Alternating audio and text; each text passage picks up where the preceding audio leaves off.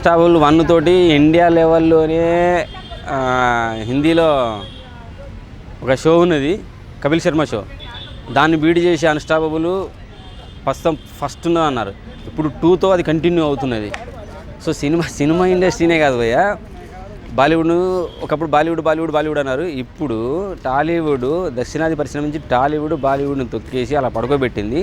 Cinema industry తరపు నుంచే కాదు, టీవీ ఇండస్ట్రీ తరపు నుంచి కూడా బాలీవుడ్ బొక్క వల్ల పడుకుంటుంది. సంక్రాంతి, దీపాలు ఏది లేదు, చిన్న షోలు పెద్ద షోలు అన్నీ పడుకుంటున్నాయి.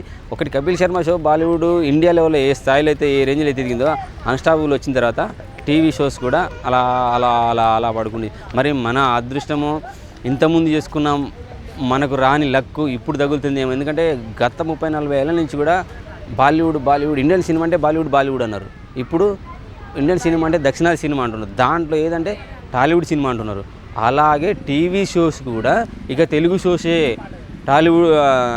ఇండియాలో టీవీ షోస్ అంటే ఏంట్రా బాబు అంటే టాలీవుడ్ సార్, టాలీవుడ్ నుంచే తెలుగు పరిశ్రమ నుంచే టీవీ షోస్ అనే రేంజ్కి టీవీ పరిశ్రమని తీసుకెళ్ళి అల్లు అరవింద్ గారు ప్రొడ్యూసర్గా ఉంటూ అన్స్టాపబుల్ని ఒక రేంజ్లో నిలబెడుతున్నారంటే దాంట్లో ఒక బాలయ్య, అసలు ఆయన డైలాగులే వేరు, ఆయన మీసం తిప్పుడే వేరు, ఆయన తొడగొట్టుడే వేరు.